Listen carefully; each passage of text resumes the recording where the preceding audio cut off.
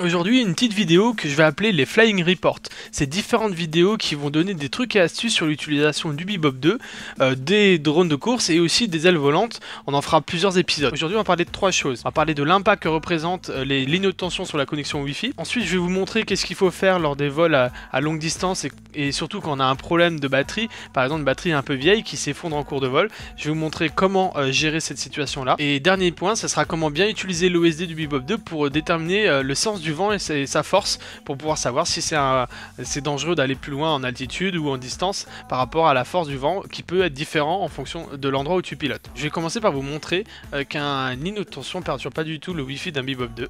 Là c'est un Sky Controller 2 en 2,4 GHz. Donc je peux vous montrer là avec l'écran du téléphone et ce qui est enregistré que c'est toujours fluide et qu'il n'y a pas de problème de connexion même à plus d'un kilomètre de distance de là où tu pilotes. En fait c'est pas les lignes de tension qui perturbent le Wi-Fi, c'est autre chose. C'est plus les autres réseaux Wi-Fi de la même fréquence, puisque les lignes de tension n'ont pas la même fréquence que le Wi-Fi, et c'est pour ça qu'il n'y a jamais eu de souci. Par contre, les lignes de tension elles peuvent vous poser des problèmes au niveau du compass. Le compass, c'est un capteur qu'il y a dans le Bebop qui permet de déterminer le champ magnétique terrestre. Et en fait, c'est comme une boussole magnétique, mais électronique.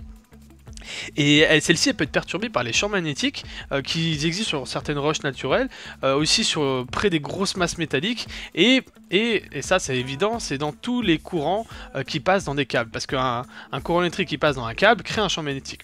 Et c'est pour ça qu'il faut anticiper la dérive sur le yaw du Bebop 2. Là vous allez voir, le drone il va partir tout seul à droite, donc là je vais le rattraper, aller à gauche, et il va aller plus à gauche que ce que je désire. Donc en fait voilà, le compass est perturbé dans des grosses masses métalliques ou des lignes de tension, il faut savoir l'anticiper et le récupérer à la main si besoin. Deuxième point qu'on va voir, ça va être en fait pour faire les vols à longue distance. Quand vous êtes dans un endroit très dégagé, vous allez pouvoir en fait profiter de la portée du Bebop 2 qui est assez importante, même en Wi-Fi. Il faut savoir que ça peut aller à très très loin, bien plus loin que ce que la loi nous autorise en France.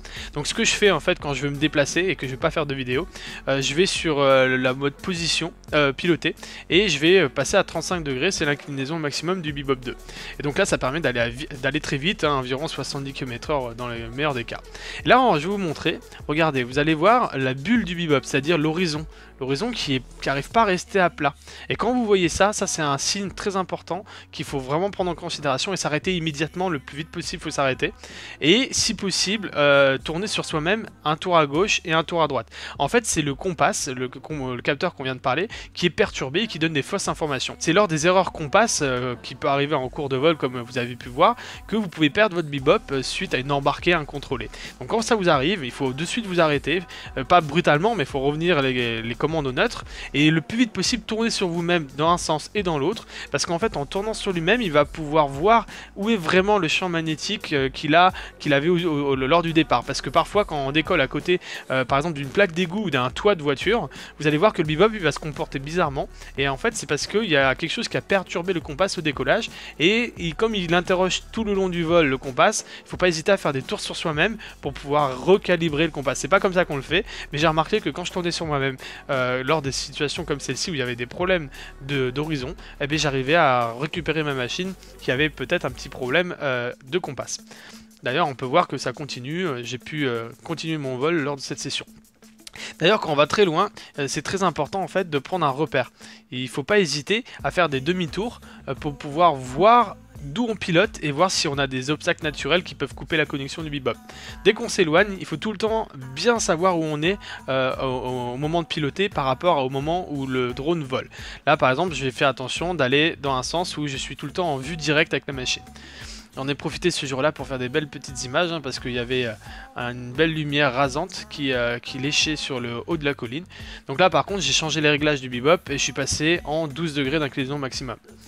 L'autre point qu'on va voir, c'est que justement là on est en mode on est à un peu plus d'1 kilomètre, presque 2 km de notre point de décollage.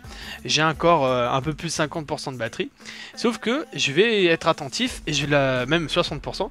Et en fait on voit que je passe de 60% à moins de 40% en l'espace de 1 à 2 minutes. Ça c'est un signe que c'est une batterie en fait qui arrive en fin de vie. Elle a déjà beaucoup été utilisée et elle est plus en bonne santé.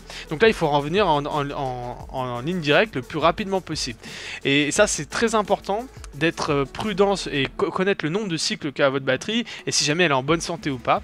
Il faut pas s'aventurer comme je l'ai fait à 2 km avec du vent de face au retour avec une batterie un peu vieille et fragile. Et là dans cette situation là il faut aller au plus court mais pas forcément en ligne droite. Il faut aussi passer au-dessus des endroits où on peut récupérer la machine si jamais il n'y a plus de batterie et que le drone va se poser là où il se trouve. Il faut aller par exemple près des routes, sur des champs, sur des intersections de champs. C'est plus facile à retrouver un bebop près d'un bord de champ plutôt qu'au milieu du champ où il va falloir le chercher pendant un moment. Et par contre quand on passe au-dessus de la forêt, bah là il faut faire le plus court possible et si possible aller prendre des repères bien repérés avant de perdre complètement la machine, parce que quand on n'a plus de batterie elle va se poser où elle se trouve. Ça m'est arrivé une fois de me poser à 1 km de moi alors que j'avais 0% de batterie, la batterie s'était écroulée.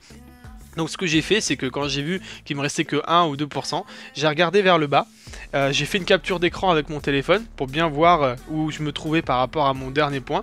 Et ensuite j'ai appuyé sur le bouton atterrir, et en fait j'ai perdu la connexion puisqu'à 1 km à un moment je suis passé derrière la roche.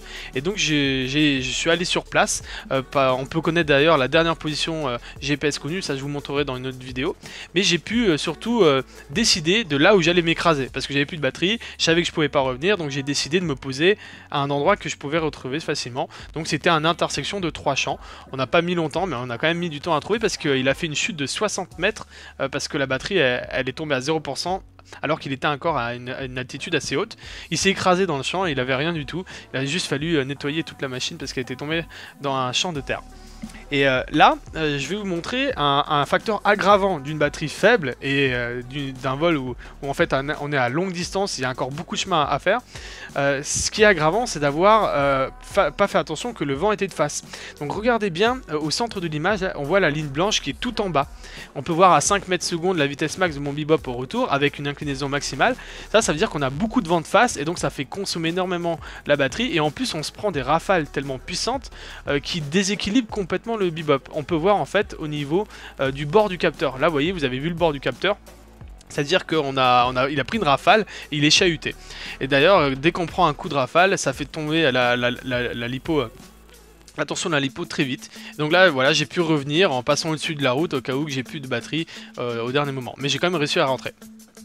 Voilà, il faut savoir ça, c'est que quand il y a du vent, il faut en prendre conscience. Là, j'ai fait exprès de faire un vol où je suis parti avec une batterie en mauvaise santé.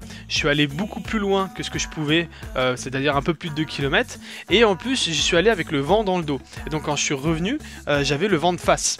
Et quand j'ai le vent de face, tu consommes beaucoup plus d'énergie, tu vas pas vite et tu augmentes tes chances, surtout avec une batterie fatiguée, de pas revenir. Et comment savoir où est le sens du vent si jamais au sol tu ressens aucun vent? En fait, il faut être attentif sur l'OSD. L'OSD, c'est ces informations qui sont au centre de l'écran du bebop. Et en fait, on a une barre qui monte et qui descend au centre. Et ensuite, on a sur les deux petits cercles, deux petits traits qui en fait représentent l'horizon artificiel du bebop. Et la barre, c'est l'inclinaison avant-arrière du bebop. Là, par exemple, on est vent de dos complètement parce que la barre est vers le haut. Ensuite, je vais tourner à gauche là, et on va voir l'inclinaison artificielle tourner à gauche. Ça veut dire qu'on a un vent de gauche qui vient, là on est perpendiculaire au vent, parce qu'on a la barre centrale au milieu et l'inclinaison à fond à gauche. Là on va continuer à tourner, là je me retrouve vent de face, puisque l'horizon est à plat, mais la barre blanche vers le bas. Là de nouveau, j'ai le vent de droite, puisque j'ai la barre au centre, mais les inclinaisons sur les cercles droite. Voilà, c'est un moyen de déterminer où est le vent. Ensuite, pour déterminer la force du vent, c'est simple. Un bebop 2 à 35 degrés secondes de vitesse maximale, quand vous êtes à fond sur les commandes vers l'avant, il va pas souvent plus vite que 21 mètres secondes. Donc si jamais vous voyez que vous êtes à 2, à 4 ou 5 mètres secondes alors que vous êtes à 35 degrés d'inclinaison et du pitch avant à fond, c'est un signe qu'il y a beaucoup de vent de face et que vous avancez pas. Et vous êtes éloigné trop longtemps avec du vent de dos, et ça il faut aussi le regarder. Par exemple, le vent de dos, ça vous augmente la vitesse maximale. Au lieu de 18 à 20 mètres secondes de moyenne, vous passez à 22-23 mètres secondes. Ça c'est le signe qui vous dit qu'on a énormément de vent de dos et qu'on s'éloigne très vite de nous. Donc voilà, c'est un point très important pour pas perdre son bebop quand on a des batteries fatiguées, et aussi quand on n'a pas de batterie fatiguée, de optimiser ses chances de retrouver sa machine quand on fait des vols à longue distance.